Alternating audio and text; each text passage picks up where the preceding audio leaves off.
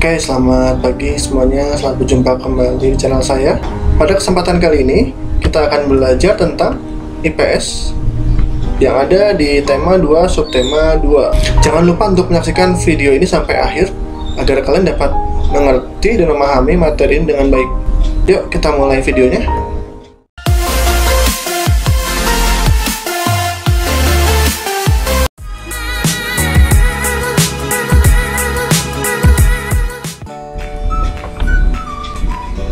Pertama adalah pemanfaatan hewan dan tumbuhan oleh manusia. Hewan dan tumbuhan banyak dimanfaatkan untuk keperluan hidup manusia. Hewan dan tumbuhan dapat dimanfaatkan sebagai bahan makanan, pakaian, obat-obatan, dan bahan kerajinan. Berikut contoh pemanfaatan hewan dan tumbuhan oleh manusia. Siapa yang nggak tahu ini? Ya betul, ini ayam. Ayam dipelihara manusia untuk diambil telur dan dagingnya.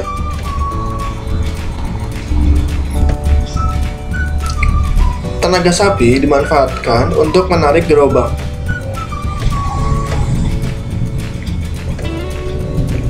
Kucing dipelihara manusia untuk dijadikan hewan peliharaan.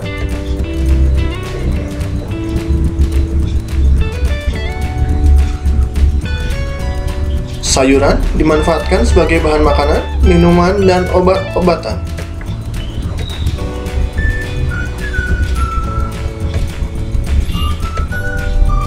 Tanaman dibudidayakan untuk dijadikan tanaman hias. Batang pohon dimanfaatkan untuk bahan bangunan dan kertas. Apakah kamu tahu? Untuk membuat 1 ton kertas dibutuhkan 17 pohon. Wow, cukup banyak ya. Apa yang harus kita lakukan setelah mengetahui hal tadi? 1. Mulai menghemat penggunaan kertas sejak sekarang. Jika memakai kertas, pakailah kedua sisi kertas baru dibuang. Gunakan kertas untuk hal yang penting saja.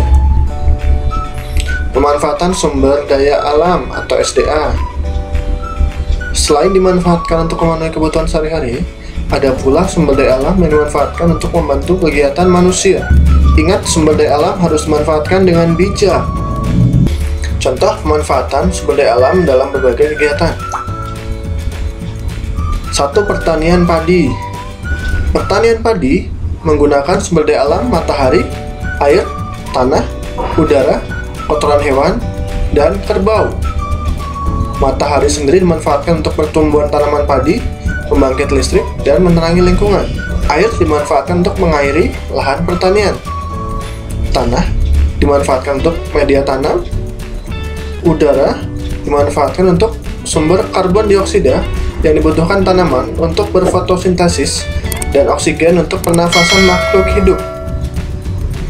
Kotoran hewan sebagai pupuk tanaman, dan kerbau dimanfaatkan sebagai membantu petani saat membajak sawah dengan tenaganya. Berikutnya ada pembuatan ikan asin. Sumber daya alam yang dipakai adalah kayu, garam, dan panas matahari. Kayu digunakan untuk tempat pengeringan ikan, garam untuk mengawetkan ikan asin, dan panas matahari untuk mengeringkan ikan asin. Pembuatan pakaian. Sumber daya alam yang dimanfaatkan adalah kapas, logam, plastik. Kapas dimanfaatkan untuk bahan baku pembuatan kain dan benang. Logam dimanfaatkan untuk bahan baku pembuatan jarum jahit, gunting, dan meja jahit. Plastik dimanfaatkan untuk bahan baku pembuatan kancing. Berikutnya transportasi. Sumber daya alam yang dimanfaatkan adalah logam dan minyak bumi. Logam dimanfaatkan untuk bahan pembuatan alat transportasi. Minyak bumi dimanfaatkan untuk bahan utama pembuatan bahan bakar.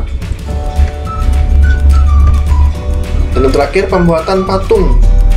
Pembuatan patung menggunakan sumber daya alam tanah, kayu atau batu, dan besi atau baja. Tanah, kayu atau batu digunakan sebagai bahan baku pembuatan patung, dan besi atau baja digunakan sebagai bahan baku pembuatan pahat. Nah, semoga penjelasan saya cukup membantu kalian dan dapat mengerti. Terima kasih sudah menyaksikan video ini sampai akhir, dan jangan lupa untuk subscribe, like, dan share video ini kepada teman-teman kalian yang belum mengerti. Dan kita akan berjumpa lagi di video berikutnya yang akan mempelajari tentang IPS di tema 2 subtema ketiga. Tetap jaga kesehatan. Sampai jumpa di video berikutnya.